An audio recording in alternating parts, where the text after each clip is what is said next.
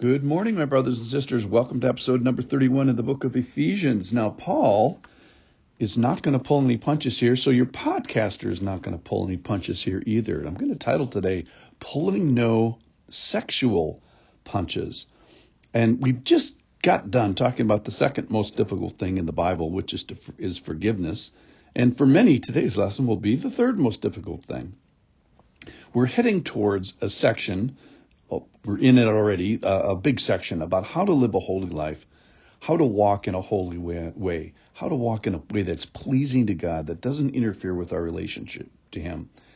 And let nothing be a hindrance to the intimacy that we are supposed to be having with God as well as our fellow human beings. So here is the section. It's from Ephesians chapter 5, 1 through 5.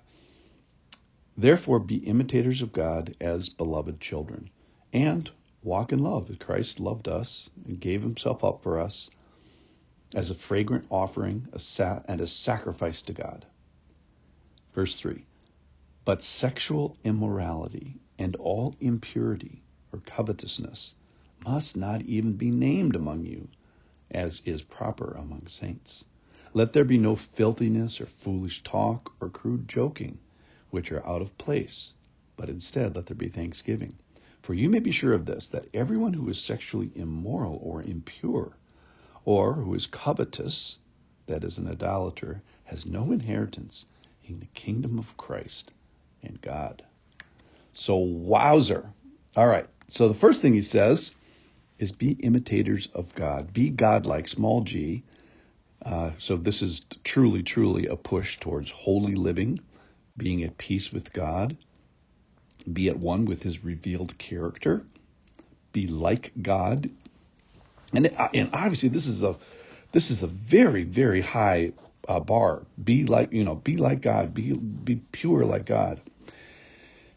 And I think a good way to understand that is to start with, well, wait a minute, we're part of his family, we're his children, we should at least bear a family resemblance to this.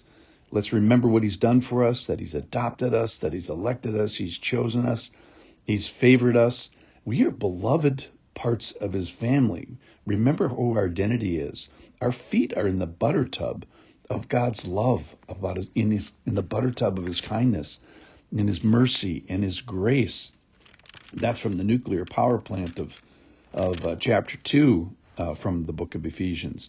So remember who we are, because it's going to be necessary as we say, but be careful on what you do. So he's saying, hey, be careful. I'm going to ask you something hard here. So then he says, walk in love, and raises the bar incredibly, as Christ loved us. So we have this perfect example. And then, the sacrificial love.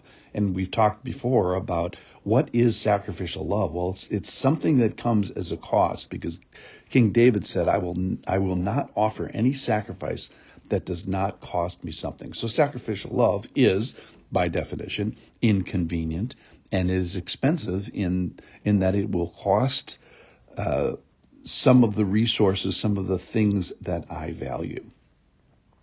So back up in 4:23, he talks about all the things that we're supposed to be putting on behaviors and putting off behaviors and changing our way of thinking. And today we're going to find how this sacrificial love extends to another, specifically with regards to sex. So here we go. So God created us as sexual beings. All of us have sexual engines, and it's the most wonderful thing in the world when it's used productively, and by that I mean in the confines of the boundaries in the walled garden that he would have for us, which is marriage. God is a huge fan of sexuality. He's the inventor, he's the engineer of it, and he definitely wants you to have a robust sexual life. Now, that doesn't come without limitations. We have this wonderful God. He has this wonderful plan.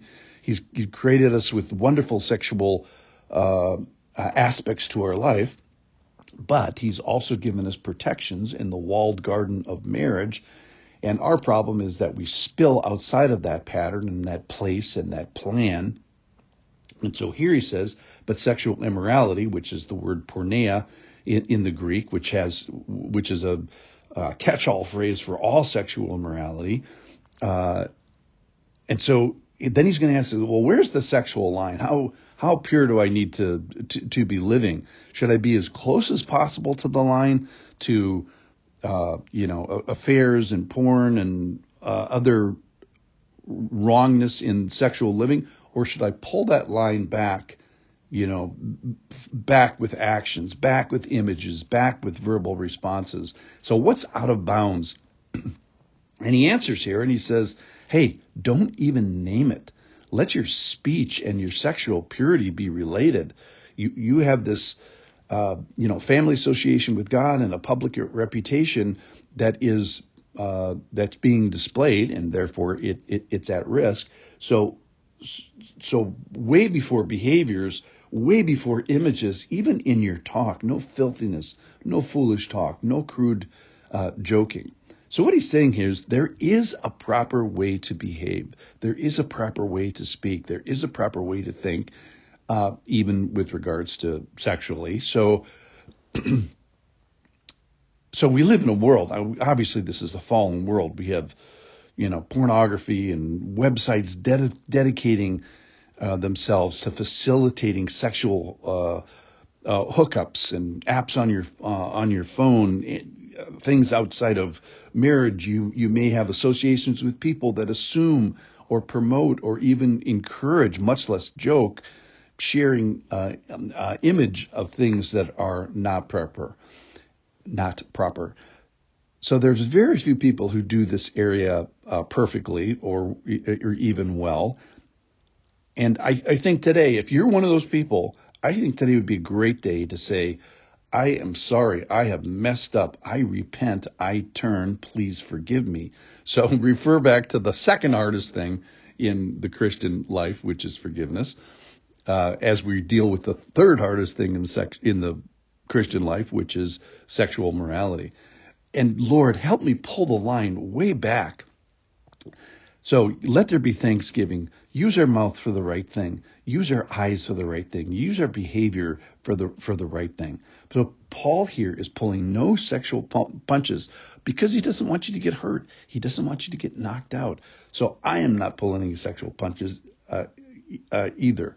So let's be pure. Let's be imitators of God, and let's have sexual immorality be far from us, even in our words. Thanks for listening.